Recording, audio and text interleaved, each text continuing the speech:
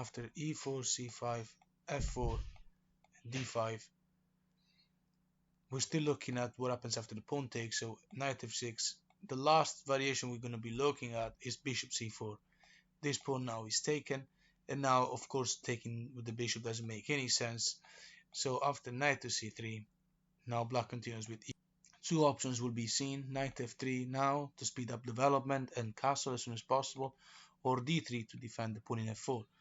Let's start with knight f3 because this is the wrong one and we will punish it straight away. Knight takes f4, and now d4 to attack the knight with the bishop is met by knight check in g2, and after king f2, knight h4. Of course, knight takes back will be met by queen takes back, and massive advantage for black. So after bishop to g5, forking the two of them, the best move is bishop to e7, the only move basically. Swapping everything will mean that black will be winning the game easily. It's also because of this terrible king and the fact that the queens are still on the board. So after knight e4, continuing the attack, not swapping pieces and defending the bishop, black can take the knight in f3, and now there's two attackers on g5 and only one defender, which means the white will have to first take the bishop, and now black takes with the king. It's important so that black can continue attacking the pawn in d4 with the check. So after queen f3, after queen f3, queen d4, and black is just completely fine and will go to a winning endgame. So in this position, of course, d4 speed up development cannot be played because the knight from g2 will not get trapped. And so what happens after white castles, which is the most reasonable move? Knight goes back to g6, and after d4, this is normally just taken. Pawn takes, knight takes, and after bishop to c5, bishop to e3, we're putting more and more pressure on the pinned piece. And now we have just too many attackers. So after bishop to b5, pinning the knight, black can finally castle. The knight cannot take the knight because the bishop will be hanging, will be taken with check. So after bishop takes and pawn takes and queen d2, all of these best moves in this losing variation will culminate with e5 winning the game. And this will have happened even if white hadn't played queen d2, for instance, but like maybe defended the knight further with the knight. Still, e5 wins the game, obviously. And another idea could be knight to f5, protecting the bishop, so that if we take the knight, then we lose the bishop. So that's probably what looks like a very good move by white. But then bishop takes, knight takes, and then queen to b6, pinning the knight. Let's remember that black is up a pawn, and for the endgame he's got a knight and a bishop, whereas white's got two knights, but it's a completely open game. Position is evaluated as like minus 350 or something like that, so you can tell that this endgame black is doing much better.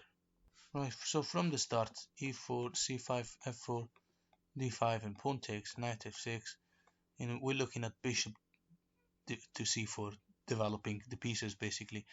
So the white player gives up again the pawn that he had won, but at least he's developing. After knight d5 and knight to c3, e6. What happens after the more normal d3? Protecting the pawn with the bishop. Now we can take the knight. Pawn takes back, only move. And now we're going to place the bishop in fianchetto, so from g7, g6, and then after knight f3, bishop to g7 will have to be met with d4. It's the only move that saves. Well, okay, there's also bishop b2, but the bishop will be badly placed, and until there's a conflict in d4, which is only up to the white player, this bishop placed in b2 will be really useless. Let's just look at d4. So d4, black continues with knight c6, putting more and more pressure on d4. Of course, white hopes to unite the pawn structure to improve it, but we're not going to let that happen. Now, bishop d2 would have been the passive move, as we were mentioning before, but the attack on d4 eventually would have been completely up to the black player, because black has got four pieces now, with 3 pieces and a pawn attacking d4. The bishop in d2 will have covered the queen. Yes, white didn't have to play d4, but at the same time, if white had never played d4, white would have confined the bishop to a role of defending the pawn in c3 forever, and the queen will have had less freedom. Let's look at what happens after bishop to e3, defending the pawn a bit further. Of course, taking in c5 will mean triple pawn for white. It's terrible. It's not going to happen.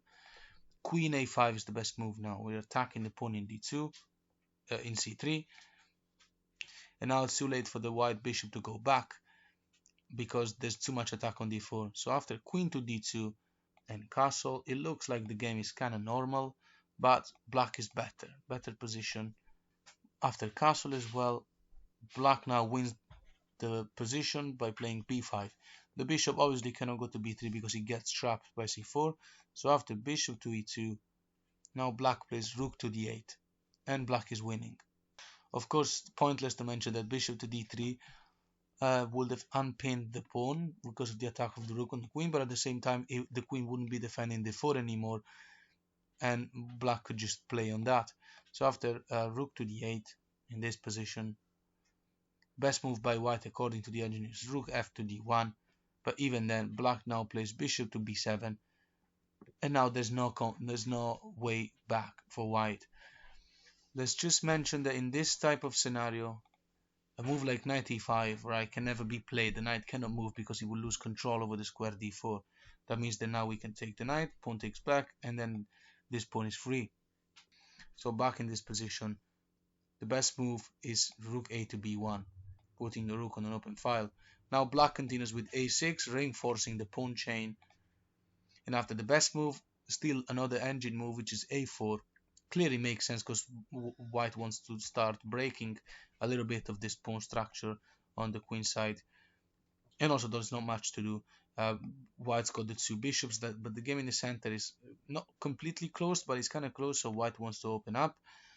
Best move now is b4. And now with double attack on c3, the only move and the best move is also to take and then take back in b4.